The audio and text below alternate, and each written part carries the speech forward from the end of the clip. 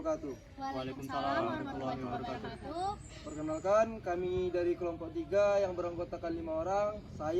Nama saya Raihan Nasrullah Nasution. Nama saya Raisa Aulia. Nama saya Nisa Nasution. Nama saya Muhammad Taufan Pasha Lubis. Saya Habib Tabarat. Baiklah, di sini kami akan melakukan observasi tentang anak autis Atau yang disebut tunagrahita Grahita. yang di sekolah karya SLB Karya Tesis. Oke. Assalamualaikum warahmatullahi wabarakatuh. Perkenalkan, kami dari kelompok 3. Kami ingin mewawancarai melakukan observasi tentang penelitian anak autis atau tunagrahita. Dan sekarang kami sudah ada bersama guru yang biasa mengajar kepada anak-anak di sini. Kami akan mewawancarai Ibu. Ibu, boleh. oke, perkenalkan nama saya Raisa Aulia. Perkenalkan, nama saya Raihan Nasrullah Nasution. Perkenalkan nama saya Nisa Nasution. Halo, perkenalkan nama saya Muhammad Taufan Pasha Lubis. Selamat pagi, nama saya Habib Tabarat. Oke, kami akan menanyakan kepada Ibu tentang di sini sehari-hari sekolahnya. Pertanyaan saya, bagaimana cara mengajarkan kepada anak-anak tunagrahita atau autis? Apakah ada metode khusus yang bisa diajarkan kepada mereka di sini, Bu? Baik, terima kasih. Pertama-tama saya mengajar itu di SMA. Meskipun dia SMA, itu biasanya kemampuannya tidak sama semua. Kalau SMA ini dibilang seperti anak-anak umum, biasanya anak SMA itu pembelajarannya udah wow gitu kan, lebih tinggi. Nah, mereka kalau kayak seperti matematika masih ada yang masih mengenal angka, ada yang masih tambah-tambah penjumlahan, itu aja mungkin mereka belum bisa. Kenapa? Karena mereka ini kan anak tunagrahita. Kalau anak tunagrahita itu biasanya dia adalah anak yang berkebutuhan khusus, yang dia kemampuannya di bawah rata-rata. Jadi kalau biasanya kalau anak-anak umum itu kan sering juga mempunyai media kalau mengajar. Nah, mereka pun begitu. Mereka ini anak-anak tunagrahita itu pakai media juga mengajar. Kita seperti dari saya kan pakai infocus. Nah, mereka itu harus lebih nyatanya gitu dilihat. Apa yang mau kita ajarkan kayak tadi kan Pancasila. Nah, mereka harus lihat itu gambar Garuda Pancasila itu kan, karena kita tidak bisa bikin dengan aslinya gitu kan. Jadi mereka dengan media yaitu kayak infocus dari gambar Garudanya, atau kita mengajarkan penjumlahan. Ini juga ada kan papan kita karena mereka juga rusak kemarin. Ini juga merupakan media dari mereka untuk mengajarkan ke mereka gitu. Jadi penjumlahan misalkan 2 tambah 2 berapa, ditaruh dihitung berapa dan 1 2 3. Lalu kalau mengajarkan mereka itu sebenarnya karena mereka juga punya banyak pertanyaan kan, ya, punya banyak pertanyaan. Atau ada juga mereka kalau ditanya diam aja gitu. Dan kalau di sini kan hampir rata-rata mereka itu adalah anak autis di kelas saya gitu ya. Di kelas saya itu hampir rata-rata anak autis. Kita tahu kalau anak autis itu kan bermain pada dunianya sendiri gitu. Dan ada terserah mereka nanti, ada yang cuma begini aja, ada yang cuma main-main game. Itulah namanya anak autis. Dan kalau anak autis itu kan kita lihat aja matanya, pasti nggak fokus. Kalau kita mau tahu dia itu anak autis atau tidak, lihat aja matanya. Karena dia itu nggak akan pernah fokus matanya. Dia pas kemana-mana semua dilihatin itu. Lalu menurut saya kalau mereka itu pembelajarannya memang harus menggunakan media sama seperti anak umum, tapi lebih kalau sama mereka harus lebih rinci gitu diajarkan. Ini apa? Ini belum bagaimana? Jadi lebih detail lah kalau mereka. Dan mereka ini jangan kita bilang maksudnya pembelajarannya tinggi kan enggak. SMA kadang pembelajaran kayak TK, kayak SD gitu. Oke. Nah, ini mohon maaf ya, pertanyaannya agak merambah ke agama ini, karena kan ilmu tauhid. Jadi pertanyaan saya tuh bagaimana cara adik-adik tunagrahita bisa beraktivitas secara spiritualis itu kayak macam mana tuh beribadah lah gitu. Apakah perlakuannya sama seperti orang pada umumnya atau orang apa? Iya. Orang biasa? Kalau agama gimana ya, karena kan kalian Katolik, di sini diajari tentang agama Katolik, jadi mereka itu sudah terbiasa tentang agama, tentang doa-doa Katolik. Jadi setiap pagi sebenarnya kami tuh sebelum masuk kelas kami berdoa dulu, baru bernyanyi dulu. Atau kami juga punya hari-hari di mana kami melakukan doa khusus gitu di sini di sekolah ini. Jadi apalagi kalau untuk kelas yang tinggi gitu. Makanya kami anak-anak yang di apa ya berkebutuhan khusus itu kan nggak bisa disamakan. Di sini itu ada dia untuk kemampuannya yang rendah, kemampuannya yang sedang, dan kemampuannya yang tinggi. Kelas atas, makanya dibilang di sini kan kelas bawah, kelas sedang, dan kelas tinggi. Nah, mereka sebenarnya di kelas tinggi. Kalau di kelas tinggi itu sudah tahu mereka tata cara berdoa itu sudah baik. Nah, ada juga anak baru misalkan gitu kan. Itu udah di luar diajari. Jadi bukan hanya di sekolah saja diajari tentang agama gitu. Dari rumahnya gitu juga. Tapi nah mereka kan ini hampir 80% itu mereka asrama. Asrama 80% mereka asrama di sini. Itu ada asramanya di sini. Hanya 20% mereka ini yang dijemput antar balik dan antar pulang gitu cuma 20%. 80% mereka di asrama. Tapi kalau misalnya di asrama itu kan sudah ada mempunyai jam-jam doanya masing-masing. Nah, gitu.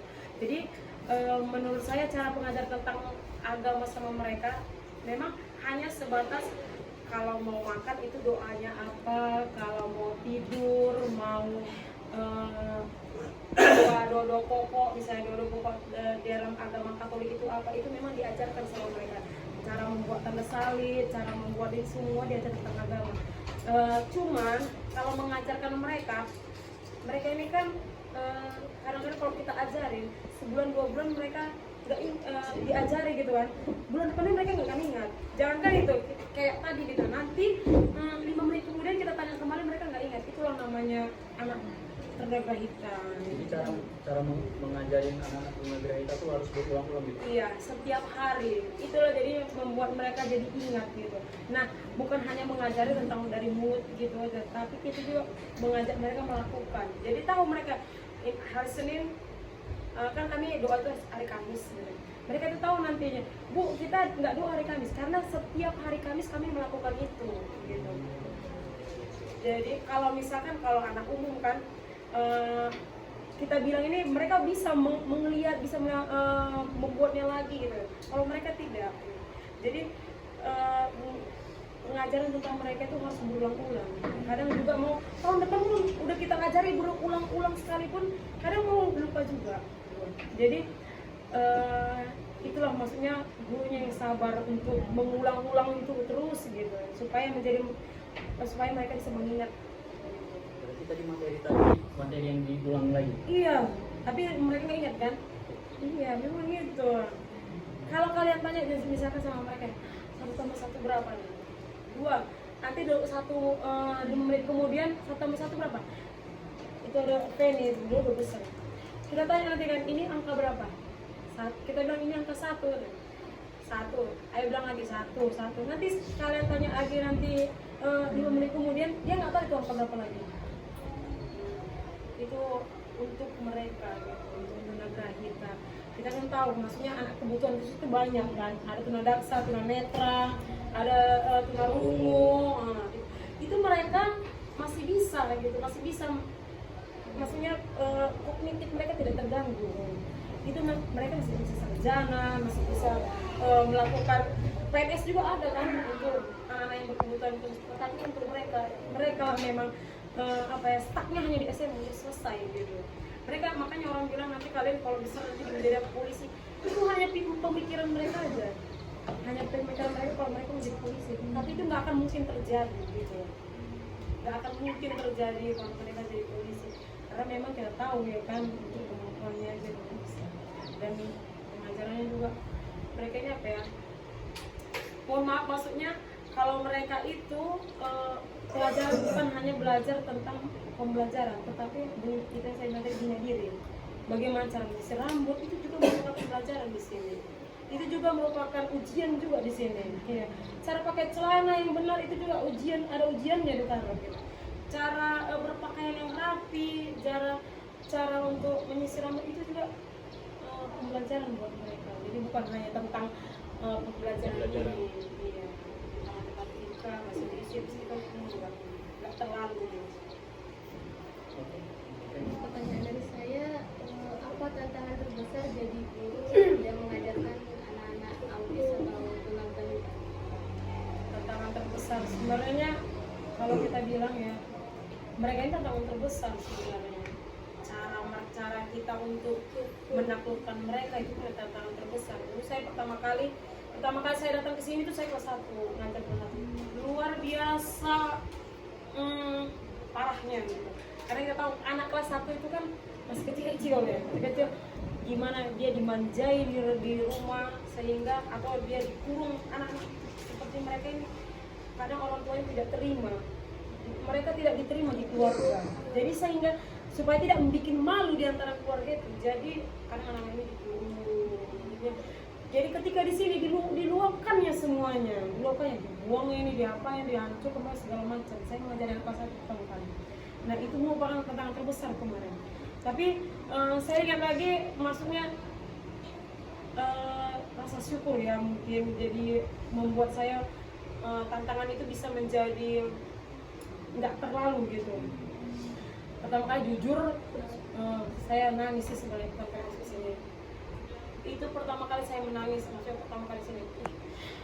Kok bisa ya Tuhan kasih mereka anak kayak gini gitu kan? Kenapa ada anak yang nggak normal kayak mereka gitu? Salah orang tuanya apa? Kan kita pasti pikirannya gitu kan? Salah orang tuanya apa? Atau salah dia apa? Kenapa dikasih kayak gini? Tapi itu maksudnya saya bilang rasa syukur yang membuat saya, makanya saya betah di sini. Saya udah 6,5 tahun di sini. Yang mengalahkan tantangan itu lah. Itu tantangannya banyak. Kadang saya mendiamkan mereka ini butuh tantangan sangat besar ini. Membuat mereka itu untuk duduk diam tenang itu aja itu merupakan tantangan terbesar. Pertama kali duduk nggak bisa. Lari sana lari sini, angkat meja apa segala macam semuanya kayak gitu. Tapi setahun mungkin membuat mereka duduk diam itu aja itu mungkin bisa hampir 2 tahun. Duduk diam tenang, nggak usah belajar, nggak usah pegang pulpen, nggak usah pegang buku pensil apa pun nggak usah. Duduk diam tenang itu mungkin hampir 2 tahun untuk mengajarkan mereka gitu. Atau untuk membuat mereka ke kamar mandi sendiri, pakai celana sendiri itu juga kadang 3 tahun pun kan nggak bisa ya, belum bisa ya. Itu juga merupakan tantangan yang besar buat saya. Tapi bagaimana tantangan itu, maksudnya tantangan itu bisa saya hadapi itu karena rasa syukur, karena aku tuh sehat kayak gini udah puji Tuhan gitu kan, udah syukur kali badanku, maksudnya nggak ada kayak mereka, masih kekurangan, otakku pun masih bisa digunakan gitu, masih bisa berpikir, masih bisa mencari apa masih bisa kita lakukan gitu. Sementara mereka nggak bisa. Itu tantangan terbesar sebenarnya buat saya. Pertanyaan selanjutnya, bagaimana sih sistem kurikulum dan sistem pendidikan di sekolah ini? Apakah kira-kira sama di sekolah pada umumnya? Iya, kurikulum di sekolah ini di sini tuh kita kan sekolah, itu berarti dia kan pendidikan gitu kan. Kita masuk juga ke dalam dinas pendidikan. Ya, nggak ada istilah ini hanya panti asuhan, ini sebenarnya bukan panti asuhan, ini sekolah gitu. Makanya dia di sini ini sekolahnya akreditas A, akreditas A. Jadi kita juga apa yang dibikin sama dinas pendidikan kayak misalnya kurikulum, RPP segala macam itu kami juga buat. Nah, kalau kami kurikulumnya kami juga mengikuti sama dari kurikulum dari pemerintah gitu. Kayak Merdeka Mengajar, KTSP atau kurikulum apa yang terakhir itu K13, nah ya itu kami juga buat.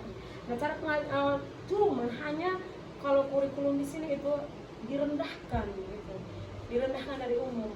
Kadang kan orang selalu salah apa ya, kurikulum itu seperti membuat kami disamakan sama SD gitu. Sebenarnya samakan, tapi kami lebih di bawah mereka gitu, di bawah SD di kurikulumnya.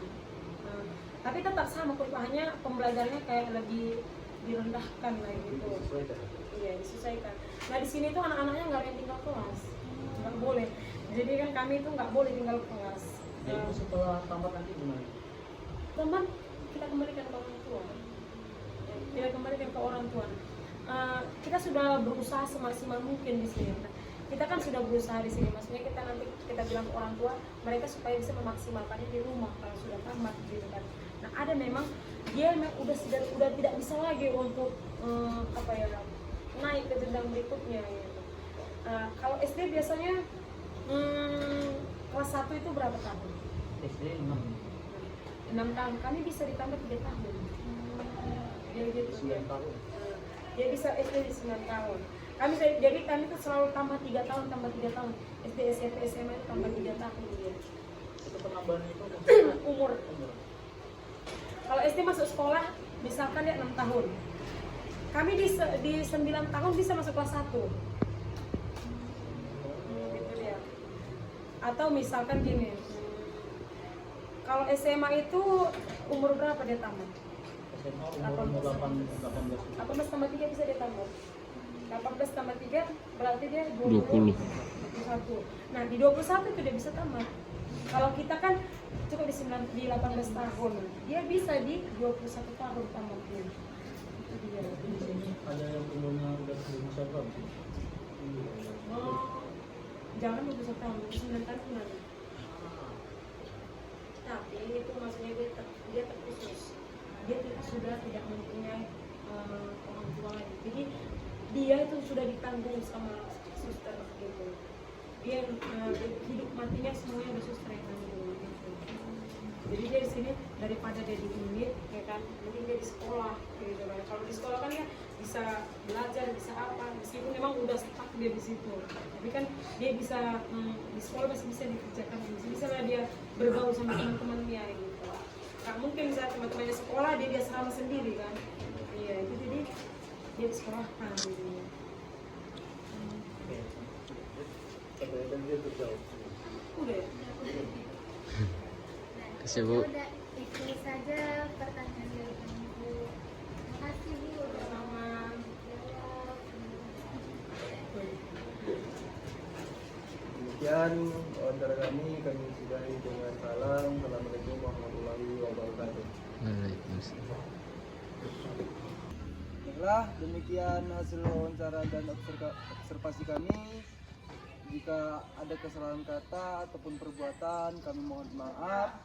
Kami dari kelompok 3 izin pamit. Wassalamualaikum warahmatullahi wabarakatuh. 1, 2, 3.